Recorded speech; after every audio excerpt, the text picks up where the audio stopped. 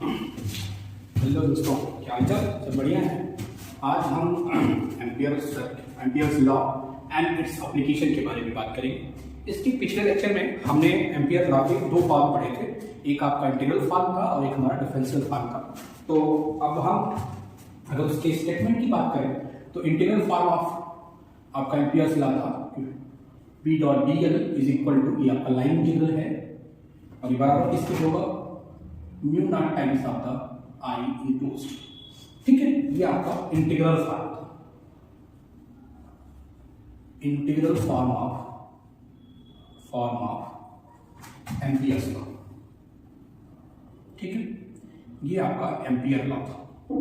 ठीक है, जहां पर आई इनक्लोज्ड आपका डिफाइन हुआ था कि आई इनक्लोज्ड आपका क्या होगा, integration J dot D S हुआ था, सरफेस इंटीग्रल है।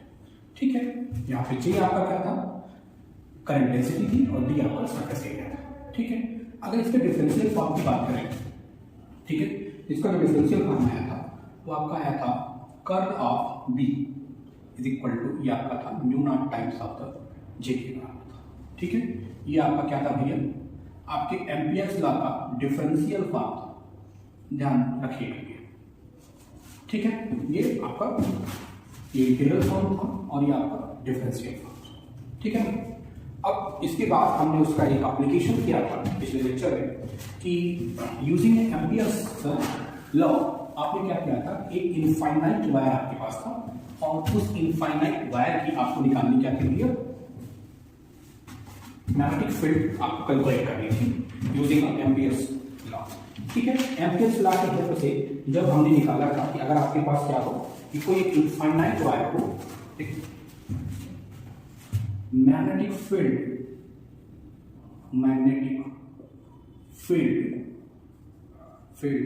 ड्यू टू लॉन्ग वायर और इनफाइनाइट वायर। ठीक है, ये आर्टिकल हमने कर चुके हैं कि magnetic field due to long wire और इनफाइनाइट वायर।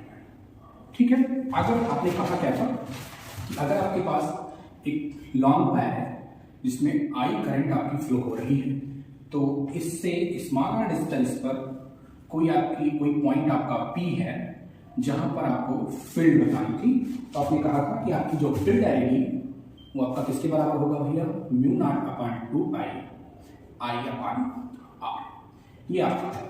ठीक है, और अगर डायरेक्शन की बात करें तो हमने बताया था कि आप मैग्नेटिक फील्ड की डायरेक्शन कैसे करेंगे, राइट हैंड थंब रूल पे। अगर आपका ये अंगूठा अगर हमारा क्या है, करंट की डायरेक्शन को शो करेगा, हमारी जो कर्व फिंगर्स होती है, ये कर्व फिंगर, जैसे अगर हम क्या कह रहे हैं कि ये हमारा ये एक लॉन्ग वायर है और इसमें करंट की डायरेक्शन है, तो ये अगर हमारा जो थंब है अगर ये करंट की डायरेक्शन को शो करेगा तो आपकी जो कर्व फिंगर्स होगी, ये कर्व फिंगर्स हमारी होंगी, ये फील्ड की डायरेक्शन को शो करेंगी। तो आपने कहा था कि अगर आपका कोई स्ट्रेट वायर है, लॉन्ग स्ट्रेट वायर है, उसमें आपकी इतनी जो फील्ड प्रोड्यूस होगी वो इतनी होगी। ठीक है, आज हम इसी के बेस पे एक प्रॉब्लम करने आए हैं, आइए प्रॉब्लम देखते हैं।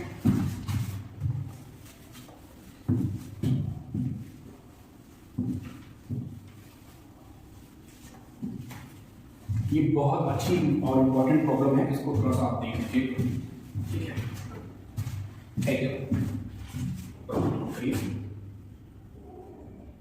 प्रॉब्लम है एक स्टेडी करंट फ्लो, ये steady current flows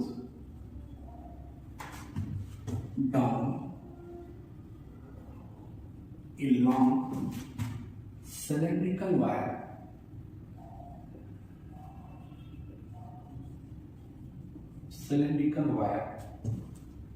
of radius a।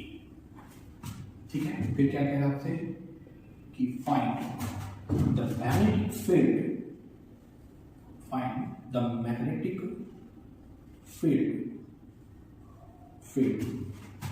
both inside and outside the wire। ठीक है, if पहला क्या है, if the current the current is uniformly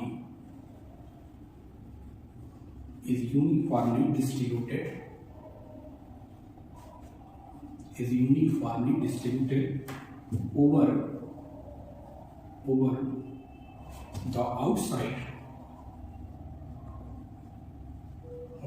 outside surface of the wire. ठीक है, पहला। दूसरा क्या कह रहे हैं, बी कह रहे हैं द करंट इज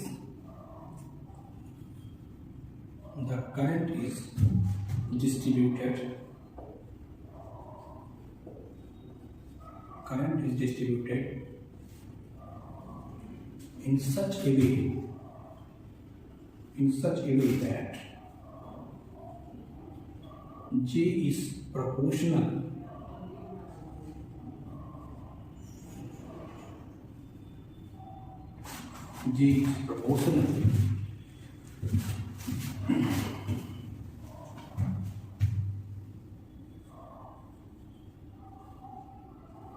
एक सेकंड,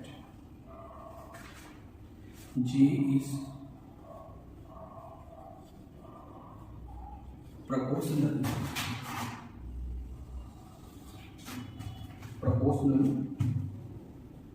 to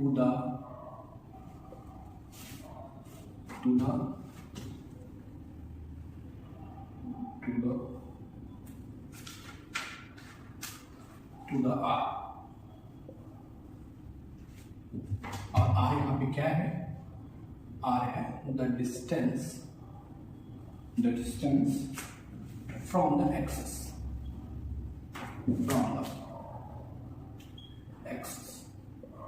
ठीक है। सी तीसरा क्या कह रहा है, the current is uniformly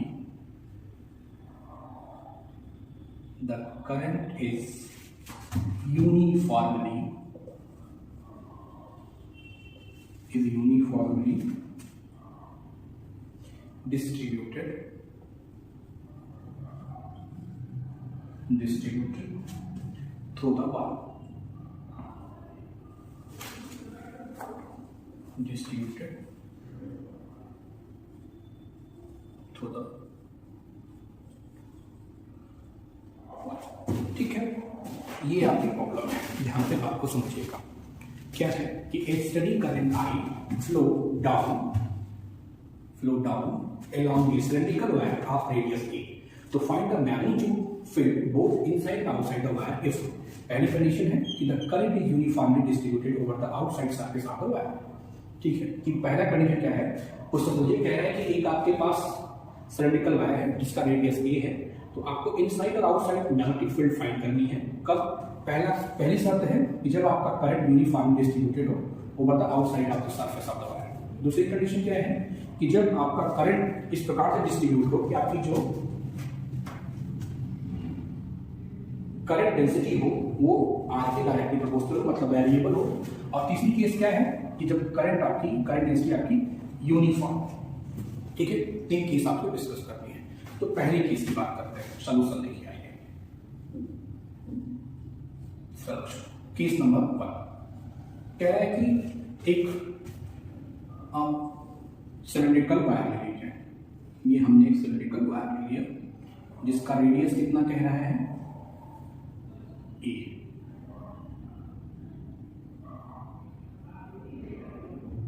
radius कितना है इसका, ए है। तो कह रहा है कि एक कोई करंट आई इसके over the surface uniformly distribute.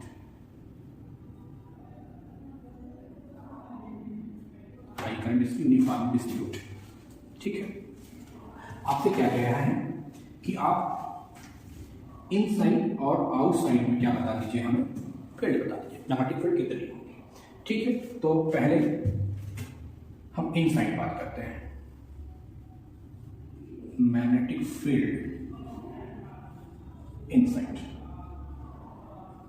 ठीक है, हमने कहा इसमें स्मॉल आर डिस्टेंस पर कोई एक पॉइंट पी है जहां पर आपको मैग्नेटिक फील्ड बतानी।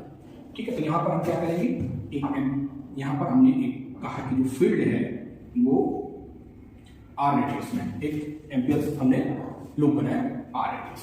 ठीक है। अब इनसाइड आप जानते हो कि कोई करंट तो फ्लो नहीं हो रही है, जब करंट कोई फ्लो नहीं होगी तो फील्ड आपकी क्या हो जाएगी, बी। क्योंकि आपने पढ़ा है ना एम्पियर्स लॉ से हम बात करें तो हम कहते हैं फर्स्ट केस क्या है कि magnetic field inside the wire, that means R is less than A, R आपका क्या है, लेस देन ए। तो क्या होगा, अब अभी आपने पढ़ा है आपका जो एम्पियर्स लॉ क्या है, B into dl is equal to mu naught times of the I enclosed, ठीक है। अब चूंकि सिलेंड्रिकल वायर है तो B आपका कितना हो जाएगा, ये तो आप जानते हैं 2 पाई r हो जाएगा, ठीक है, म्यू नॉट। क्वेश्चन में पढ़िए, the current is uniformly distributed over the outside surface of the wire. Current आपकी कहाँ है, आउटसाइड फ्लो हो गई, इसका मतलब I आपका क्या हो गया, 0। तो B आपका क्या हो गया, पहले केस में B आपकी हो गई 0, ठीक है। आपकी जो मैग्नेटिक फील्ड है वो कितनी हो गई भैया, 0 हो गई, ठीक है। अब दूसरा क्या कह रहे हैं कि मैग्नेटिक फील्ड आउटसाइड, आउटसाइड मतलब ये जो पॉइंट आपका है ना, ये जो पॉइंट आप बात कर रहे हो ये आपका कहां हो भैया, आउटसाइड वाला है। हमने कहा कि ये पॉइंट से ये पॉइंट आपका यहां कहीं, ठीक है। अब यहां पर जो आपका लूप बनेगा वो ऐसा होगा, ठीक है। तो अब यहां पर आपका मैग्नेटिक फील्ड क्या हो जाएगा, आर आपका क्या होगा भैया, आर आउटसाइड पॉइंट है तो आर आपका इसे बड़ा होगा, ठीक है। आउटसाइड की बात कर रहा है, आर आपका इसे बड़ा हो जाएगा। तो आपका जो एम्पियर्स लॉ का डेफिनेशन आप रखिए, ये आपने देखा ही है, ठीक है। तो ये आपका क्या हो जाएगा, B इंटू 2 पाई r, ठीक है। करंट कितनी है, I है, तो म्यू नॉट I हो जाएगा। तो B आपका क्या हो गया, ये पॉइंट B था, तो B आपका कितना हो जाएगा, mu naught upon 2 pi I upon, ठीक है। तो अगर पहले केस में आपसे पूछा जा रहा है कि आउटसाइड, पहले केस में कि आउटसाइड आपका कितना फील्ड होगा, आप कह देंगे 0 पहली केस के लिए। दूसरी केस के लिए आपका आउटसाइड फील्ड क्या हो जाएगा, mu naught upon 2 pi I upon, जो आप एज इट इज बात करो, ठीक है। ये पहली केस होगी, ठीक है। दूसरी केस की बात करते हैं,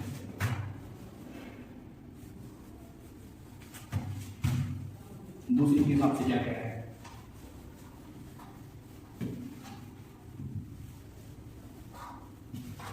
दूसरी केस देखिए, दूसरी केस में क्या है कि the current is distributed in such a way that J is a proportional to the R.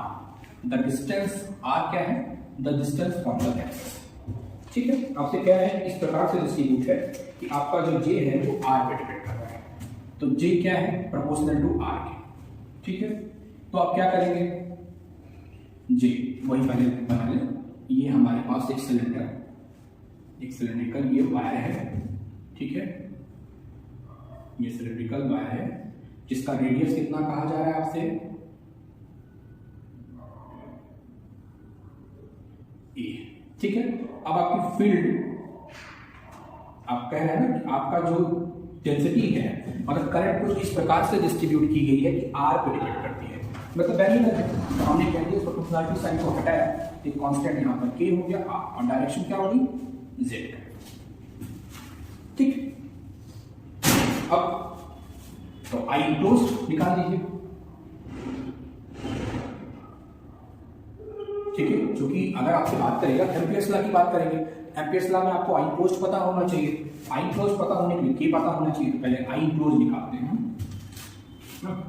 I closed क्या होगा, आई इनक्लोज्ड, आई इनक्लोज्ड क्या होगा, इंटीग्रेशन सरफेस होगा और आपका जे इंटू डी एस होगा, ठीक है। और जे इंटू डी एस हो गया, जे कितना आया है आपका, के आर, जेड कैप हो गया, ठीक है। और ये सिलेंडर है, इसके सिलेंड्रिकल क्वाड्रेंट लिए आर डी आर, ठीक है, d phi, direction z cap, ठीक है। अब z cap 1 i into i से, ये आपका क्या हो जाएगा भैया, ये सरफेस इंटीग्रल के आर स्क्वायर आर और आपका जो डी फाई, ठीक है। ऊपर वाला पार्ट मिटा है,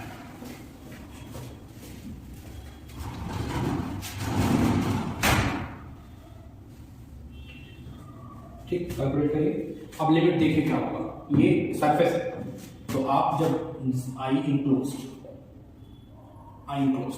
सरफेस है, दो होगा, एक आर और एक फाई। आर कहां से कहां तक जाएगा, 0 से a तक, ठीक है ना, 0 से a, और फाई आपका 0 से 2 पाई, और वो आपका कितना हो जाएगा, K are square D R D phi, ठीक है। सॉल्व करेंगे, के आर का क्यूब अपान 3, और ये आपका क्या हो जाएगा इंटू डी फाई का इंटीग्रेशन, फाई लिमिट 0 से 2 पाई भैया, तो ये देखिए क्या हो जाएगा 1/3 के 0 से a क्यूब इंटू 2 पाई, ये आपका क्या निकल के आ गया, आई क्लोज्ड, ठीक है। तो यहां से के अगर आप कैलकुलेट कर लें तो के आपका क्या हो जाएगा, के अगर आप निकालें तो के आपका क्या हो जाएगा, 3 ऊपर चला जाएगा, और ये क्या हो जाएगा, k इज इक्वल टू 3 पाई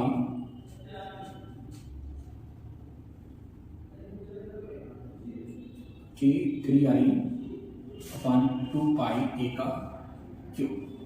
ये आपका क्या आ गया, के। आपने कहा था ना कि आपका जो जे होगा वो किसके प्रोपोर्शनल होगा, के। अब अगर आपको के पहले पता होना चाहिए, अगर एम्पियर लगा रहे हैं तो के पता होना चाहिए कांस्टेंट, तो कांस्टेंट के की वैल्यू कितनी होगी, जे 3i अपान 2i। एक तो ये आपसे पूछ देते हैं, देखिए इस पे क्वेश्चन ये बन जाता है कि अगर आई आपका, जैसे क्वेश्चन बना है कि एक आपके पास सिलेंड्रिकल वायर है जिसका रेडियस ए है, और उसकी करंट डेंसिटी कुछ इस प्रकार, करंट इस प्रकार से डिस्ट्रीब्यूट की गई है, उसकी जो करंट डेंसिटी है वो आर पे डिपेंड करती है, तो उस प्रोस्टाटिक कांस्टेंट की वैल्यू होगी क्या, ये आप प्रोस्टाटिक कांस्टेंट यहां पे कैलकुलेट कर सकते हैं, ठीक है। लेकिन आपसे इस प्रॉब्लम में पूछा क्या जा रहा है, आपसे पूछा जा रहा है कि इनसाइड और आउटसाइड हमें फील्ड बता दीजिए कितनी होगी, ठीक है। तो आपके आपने कैलकुलेट कर लिया, आप इनसाइड फील्ड आप निकाल दीजिए। पहले इनसाइड फील्ड की बात करते हैं, हम कहते हैं इनसाइड फील्ड, देखिए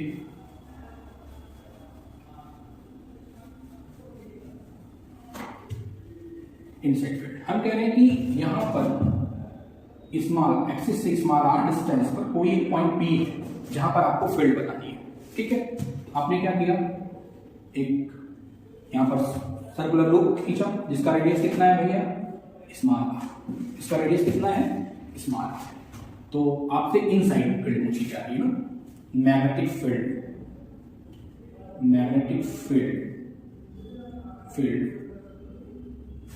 इनसाइड दैट मीन्स क्या है, R is less than A. R आपका क्या है, ए से लेस है, तो आपसे मैग्नेटिक फील्ड पूछी जा रही है कि आप मैग्नेटिक फील्ड बताइए कितनी होगी, आर इज लेस देन ए, तो फील्ड निकाल दीजिए यहां से। एम्पियर्स लॉ से क्या हो जाएगा, integration B to D L, और ये आपका किसके बराबर होगा, mu naught times of the I enclosed, और आई इनक्लोज्ड क्या हो जाएगा, mu naught times of the J into D L हो गया ये, ठीक है। इसकी value B into 2 pi are.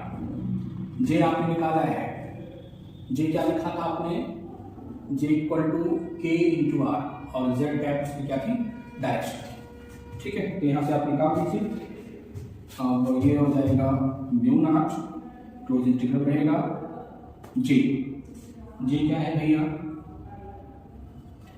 के आर ना, के कितना है 3i अपान 2 पाई ए क्यूब, तो वैल्यू रख दीजिए के, यानी ये ना के साथ पहले के आर जेड कैप हो गया, ठीक है। ds सिलेंड्रिकल कोऑर्डिनेट में रखिए, तो R D R D phi, और डायरेक्शन क्या होगी, Z cap I into I 1 हो गया, क्योंकि ये आपके कौन से कोऑर्डिनेट है, सॉरी, ये आपके यूनिट वेक्टर है। यूनिट वेक्टर क्या होगा, आई इंटू आई 1 होता है, जे इंटू जे 1 होता है। आप जानते हैं कि ये आपका 2 पाई आर, ठीक है, म्यू नॉट, ये सरफेस इंटीग्रल है, ध्यान रखें। तो अब ये आपका क्या हो जाएगा, म्यू नॉट इंटीग्रेशन सरफेस की आर स्क्वायर डी आर, और ये आपका डी फाई हो गया, ठीक है, देखिए नीचे दिख रहा है, ठीक है, ये आपका हो गया। अब यहां आप क्या करेंगे,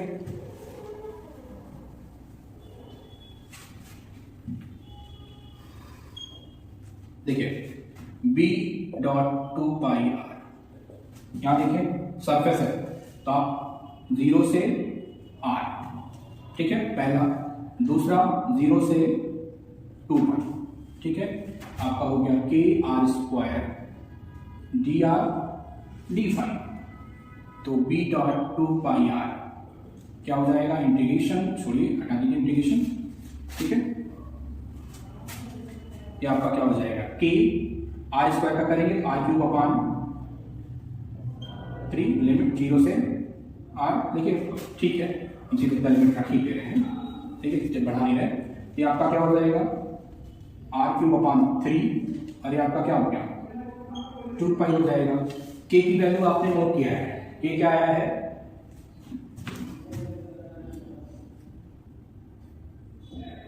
ठीक है, तो b इंटू 2 पाई से 2 पाई कैंसिल हो गया, इधर भी है 2 पाई से 2 पाई कैंसिल हो जाएगा, r से एक और चली जाएगी, b क्या हो जाएगा, k की वैल्यू हो दीजिए, कि आपका हो जाएगा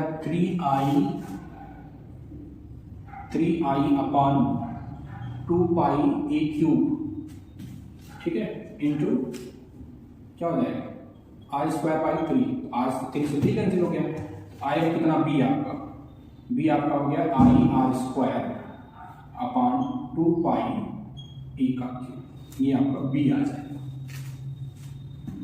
ठीक है। आपकी जो फील्ड आएगी तो कितनी हो जाएगी, अरे म्यू नॉट तो छूटता ही चला है भाई, म्यू नॉट का छूट जा रहा है, म्यू नॉट ले लीजिए, म्यू नॉट का छूट जाएगा, म्यू नॉट आप मेरे से छूट गया, आप मत छूटिएगा, रुक जाइए 1 मिनट, ये पूरा कर देते हैं, ठीक है। यहाँ पर क्या हो जाएगा म्यू नॉट और आपका के आर का क्यूब अपान 3 इंटू 2 पाई, ठीक है, 2 पाई से ये 2 पाई कैंसिल, आर से पावर कैंसिल हो जाएगी, और के की वैल्यू आप रख देंगे, तो यहाँ पर कितना हो जाएगा म्यू नॉट आई, और ये आर स्क्वायर 2 पाई ए का क्यूब, ठीक है। ध्यान रखेंगे, अगर केस नंबर 2 क्या थी कि जब आपका करंट इस प्रकार से डिस्ट्रीब्यूट हो कि आपकी करंट डेंसिटी जो है वो आर पर डिपेंड करेगी, तब आपका इनसाइड पॉइंट पे आपकी जो फील्ड है वो किसके प्रोपोर्शनल होगी भैया, आर स्क्वायर के डायरेक्टली प्रोपोर्शनल होगी। और अगर आपसे पूछता है कि सिलेंडर के रेडियस पर, तो आप कह देंगे साहब ए की पावर 3 के प्रोपोर्शनल होगी, ठीक है, ये इनसाइड पॉइंट पे होगा। अब आउटसाइड अगर आप निकालें दूसरी केस के लिए आउटसाइड अगर कैलकुलेट करें तो क्या होगा,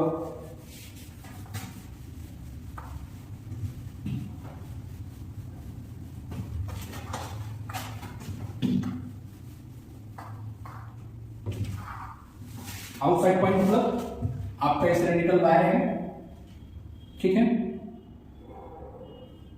ये सिलेंड्रिकल वायर है जिसका रेडियस कितना है भैया, रेडियस इसका a है। तो कहते हैं अगर आपका ये पॉइंट r, ये पॉइंट p आपका जो है ये r आउटसाइड होगा, तो आउटसाइड हुआ तो क्या हो जाएगा, integration b into D L is equal to mu naught times of the I के हो जाएगा, या आई इंक्लोज, ये आपका कितना हो जाता है b इंटू 2 पाई आर, ये कब है, कंडीशन जान लीजिए when r is greater than a, outside point, ठीक है। आउटसाइड अगर बात करेंगे ध्यान रखेंगे ये आपका mu naught I current flow ही हो रही, तो b आपका कितना हो गया mu naught upon 2 pi I upon R, ठीक है। दूसरी केस में अगर आपसे पूछता है इनसाइड फील्ड किसके आर के किसके प्रोपोर्शनल होगी, आर स्क्वायर के प्रोपोर्शनल होगी, और आउटसाइड अगर बात करेगा आर के इनवर्सली प्रोपोर्शनल होगी, ये आप ध्यान रखेंगे, ठीक है। ये दूसरी केस होगी। तीसरी केस क्या है कि the current is uniformly distributed through the wire, अगर करंट आपकी क्या है यूनिफॉर्मली डिस्ट्रीब्यूटेड है, अगर करंट आपकी यूनिफॉर्मली डिस्ट्रीब्यूट होगी इसका मतलब क्या हो गया यूनिफॉर्म डिस्ट्रीब्यूट होने का मतलब कि आपकी जो करंट डेंसिटी है वो कांस्टेंट है। तो देखिए इस नंबर थर्ड, देखिए इस पे ये आपका बहुत इंपॉर्टेंट प्रॉब्लम है इनफाइनाइट वायर पे, ये इससे पूछा जा सकता है ये, तो थोड़ा सा ध्यान, तीनों केस इसीलिए हम करा दे रहे हैं आपकी। तीसरी केस क्या है इसकी, सी, कि जब आपका करंट यूनिफॉर्म डिस्ट्रीब्यूट हो तो दबा दो, ठीक है। तो ये हमने क्या किया, एक आपका ये सिलिंड्रिकल वायर है, ठीक है, जिसका रेडियस कितना है भैया, ए, ठीक है, इसका रेडियस आपका ए है। आपसे क्या कह रहा है कि इसकी जो करंट है वो uniformly through out the volume है, डिस्ट्रीब्यूट है। तो जे आपका क्या हो जाएगा, आई अपान एस होता है, आई क्या हो जाएगा, पाई ए स्क्वायर, ठीक है। और आपका जो डायरेक्शन होगी वो जेड कैप करंट की, ठीक है, करंट डेंसिटी आपकी डायरेक्शन जेड कैप होगी। तो अब आपसे क्या कह रहे हैं, इनसाइड पॉइंट बताइए। इनसाइड हमने क्या कहा, इससे स्मॉलर डिस्टेंस पर कोई एक पॉइंट पी है जहां पर आपको फील्ड बतानी है, ये आर, ठीक है। तो केस क्या है कि when r is less than A, r आपका लेस देन ए है तो एम्पियर लॉ से ये आप जानते हैं v × 2 पाई r होगा, ये तो हमें बताना नहीं है। आपको क्या निकालना है, म्यू नॉट टाइम्स आपका JDS, ठीक है। J आपको पता नहीं है, J कितना है, b × 2 पाई r म्यू नॉट, ठीक है। और ये इंटीग्रेशन आपका सरफेस है, ठीक है। सरफेस J की वैल्यू कितनी, आई अपान पाई ए स्क्वायर जेड कैप हो गया, और इसका आप कर दीजिए तो आपका क्या हो जाएगा, R D R D five, Z cap ये भी हो जाएगा, जेड कैप 1, तो बी इंटू 2 पाई आर, और ये आपका म्यू नॉट आई अपॉन पाई ए स्क्वायर, ये कांस्टेंट होगा, बाहर कर लीजिए। लिमिट 0 से कहां तक जाना है आपको, आर, ये जो लूप बनेगा, ठीक है ना, आर, और एंगल कितना 0 से 2 पाई, तो ये आर डी आर और ये डी फाइव हो जाएगा, ठीक है। अब आप निकाल दें बी, तो बी इंटू 2 पाई आर, ठीक है, और ये आपका क्या हो जाएगा, नॉट तो है, ठीक है, ये आपका हो जाएगा म्यू नॉट आई अपान पाई ए स्क्वायर, और ये आपका क्या हो गया भैया, आर स्क्वायर अपान 2, ठीक है, और ये आपका क्या हो गया इंटू 2, ठीक है। आपकी जो फील्ड आएगी वो कितनी आएगी भैया,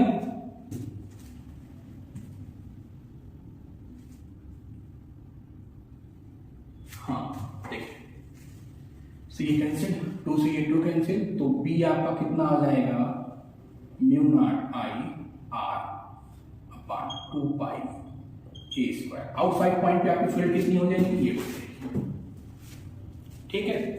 ये जान लीजिए, अगर आउटसाइड पॉइंट बात कर रहे हैं तो आपकी इनसाइड ये आउटसाइड इनसाइड पॉइंट पे आपकी फील्ड इतनी हो जाएगी।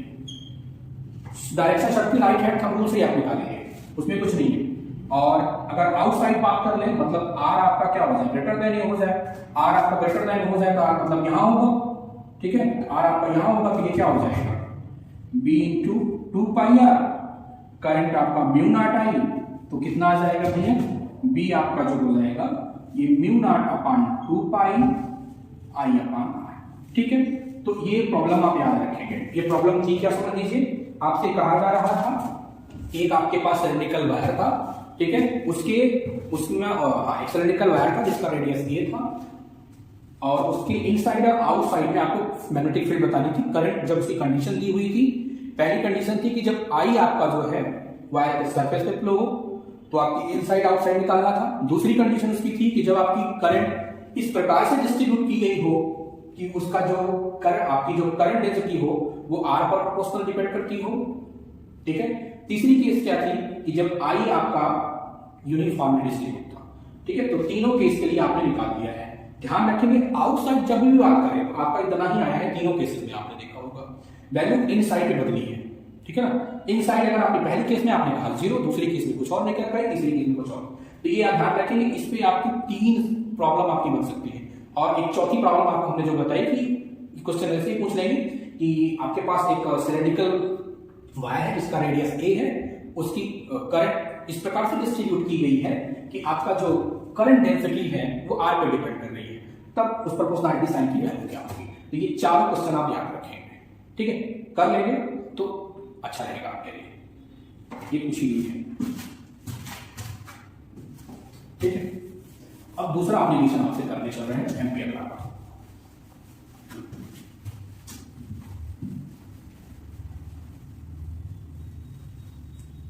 दूसरा एप्लीकेशन क्या है ये कि अगर अभी आपने कहा ना कि एक इनफाइनाइट वायर, हम दूसरा कह रहे हैं कि अगर आपके पास एक सॉलिनॉइड, क्या हो सॉलिनॉइड, तब उस पर एम्पियर लॉ की हेल्प से आप कैसे फील्ड पढ़ेंगे, ठीक है, ध्यान से समझिए। सॉलिनॉइड का मतलब क्या होता है, हम कहते हैं a long wire is bent in a helical form।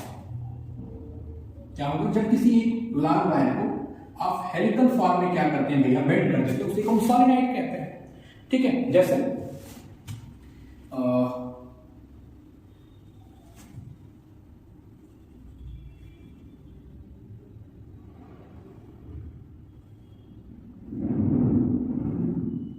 ये आपका एक लॉन्ग वायर है, ठीक है, जिसको हमने हेलिकल शेप में हमने क्या कर दिया है, लपेट दिया है। तो ये आपका क्या बन जाएगा, ये सॉलिनॉइड बन जाएगा भैया, ठीक है। और इसमें हमने कहा कि कोई करंट आई फ्लो हो रही है, कितनी करंट है, आई करंट फ्लो हो रही है, ठीक है। तब क्या होगा, सही हमने कह दिया इसकी लेंथ कितनी है, एल है, ठीक है। करंट कितनी फ्लो हो रही है, आई करंट है, ठीक है। एल आपका क्या है, length of the solenoid, length of solenoid, ठीक है। और कैपिटल एन क्या है, number of turn, number of turn,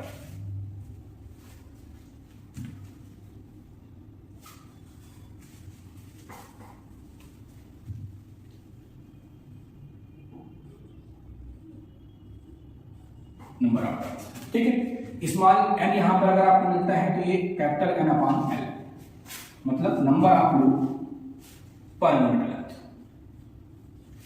ठीक है, ये ध्यान रखिएगा। सॉलिनॉइड की डेफिनेशन क्या होती है कि जब किसी एक लॉन्ग वायर को आप हेलिकल फॉर्म में बेंड कर देते हैं, उसी को हम क्या कहते हैं, सॉलिनॉइड कहते हैं, ठीक है। और लॉन्ग, या आपसे पूछा जाता है कि आइडियल सॉलिनॉइड क्या होता है, तो आइडियल सॉलिनॉइड आप ध्यान रखें कि जब लार्ज सॉलिनॉइड होगा या आपका एम जो होगा ये लार्ज, ठीक है। और इनसाइड मैग्नेटिक फील्ड आपकी यूनिफॉर्म होगी और आउटसाइड आपकी जो मैग्नेटिक फील्ड होगी वो क्या होगी भैया, जीरो होगी, ध्यान से समझिएगा, ठीक है। इनसाइड फील्ड आपकी जो होगी वो यूनिफॉर्म होगी, आउटसाइड फील्ड आपकी क्या होगी, जीरो होगी।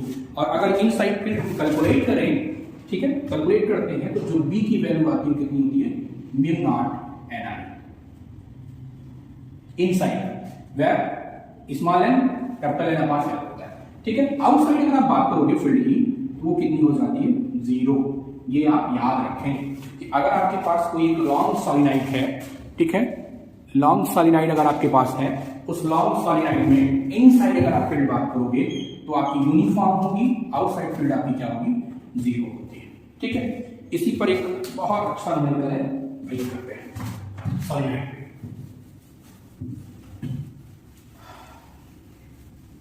कह रहे हैं कि आपके पास टू कोएक्सियल सॉलिनॉइड्स हैं, ठीक है, दो कोएक्सियल सॉलिनॉइड्स हैं जिसमें आपकी करंट जो है वो अपोजिट डायरेक्शन में फ्लो हो रही है। दो कोएक्सियल सॉलिनॉइड हैं, एक सॉलिनॉइड आपका ये है,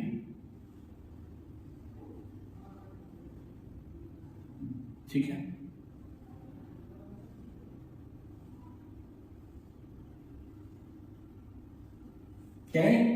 एक दो कोएक्सियल सॉलिनाइड्स हैं। तो दो हमने कोएक्सियल सॉलिनाइड्स पहले आप बना लीजिए।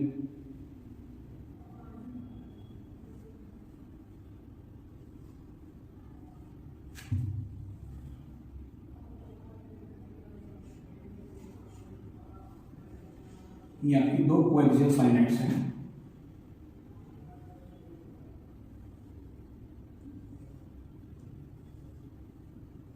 ठीक है, कह रहे हैं कि एक दोनों करंट आपकी डायरेक्शन अपोजिट है। तो हमने कहा करंट डायरेक्शन इसमें ये है, ठीक है, और इसमें करंट की डायरेक्शन ये है। ठीक, कह रहे हैं कि एक में n1 नंबर ऑफ लूप है पहले में और दूसरे में n2 number of turn per unit length है। एक में n1 number of turn per unit length है, एक में n2 number of per unit length है, और एक का रेडियस a कह रहे हैं, दूसरे का रेडियस आपसे b कह रहे हैं। तो कह रहे हैं कि आप मैग्नेटिक फील्ड को कैलकुलेट कर दीजिए। कहां? तो कह रहे हैं कि फाइंड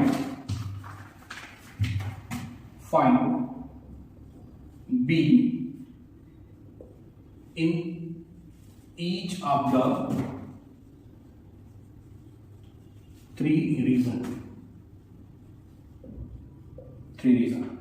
पहला inside the inner solenoid,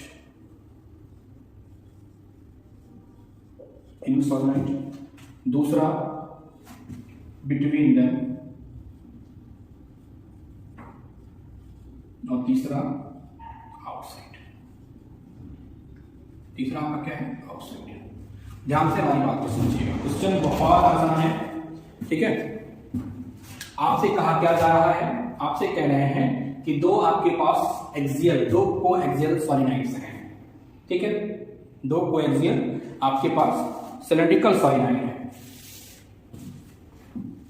या क्वेश्चन समझिए पहले, कह रहे हैं कि दो आपके पास कोएक्सियल सॉलिनॉइड है, दोनों में आई करंट फ्लो हो रही है लेकिन अपोजिट डायरेक्शन में फ्लो हो रही है। ठीक है, कह रहे हैं कि एक में n1 नंबर ऑफ टर्न है पर यूनिट लेंथ और दूसरे में n2 है। एक का जो रेडियस है वो a है, दूसरे का कितना है? b है। तो कह रहे हैं, ठीक है, कह रहे हैं कि आप हमें फील्ड बता दीजिए, मैग्नेटिक फील्ड बता दीजिए। तो फील्ड आप जानते ही हैं। इनसाइड की बात कर रहे हैं, देखो करंट की डायरेक्शन अपोजिट है। से हमने कहा पहले वाले के करंट b1 है, जो इनर है उसका क्या है? b1 है। तो ये आपका हो जाएगा म्यू नॉट n1 i हो गया। ठीक है, करंट डायरेक्शन अपोजिट है, ध्यान समझिए, करंट की डायरेक्शन क्या है? अपोजिट है। ठीक है,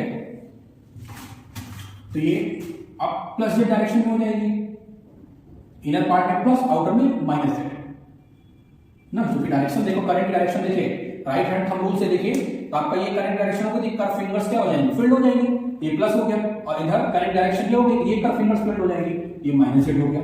ठीक है, तो B1 हमसे क्या कह रहा है कि find B in each of the three region. तो inside the solenoid, between them और आउटसाइड। तो पहले तो हमने कहा कि आई करंट आपकी इसमें फ्लो हो रही पहले वाले में सॉलिनॉइड में, तो उसका जो फील्ड है म्यू नॉट n1 i हो गया। दूसरे वाले के लिए इधर आपका क्या हो जाएगा? म्यू नॉट n2 i हो गया। ठीक है, ये दोनों इंडिविजुअल अलग अलग आपको प्रोड्यूस कर रहे हैं।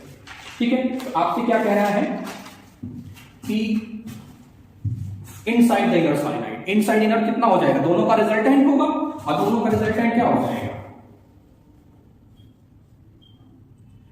दोनों का रिजल्टेंट मतलब b1 माइनस b2 हो गया।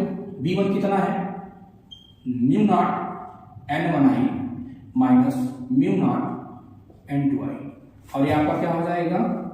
Mu not n1 minus n2 i। ये आपका इनर हो गया। ठीक है, दोनों के बिटवीन में क्या है? तो कौन होगा? दोनों में कौन होगा? b2, और डायरेक्शन क्या होगी b2 की? बताइए, अपोजिट होगी, माइनस जेड, या आपका हो गया माइनस म्यू 2 n2 i। यहां माइनस साइन क्या बताएगा? ठीक है, माइनस जेड डायरेक्शन है। समझ में आ रही बात? आउटसाइड में क्या हो जाएगा? 0 ही हो जाएगा। ठीक है, तो ये प्रॉब्लम याद रखिएगा। आपसे क्वेश्चन समझ लीजिए, पूरा क्वेश्चन आपसे क्या कह रहा है कि आपके पास दो कोएक्सियल, ठीक है, दो कोएक्सियल आपके पास सॉलिनॉइड्स हैं जिसमें करंट्स आपकी अपोजिट डायरेक्शन में फ्लो हो रही है, ठीक है।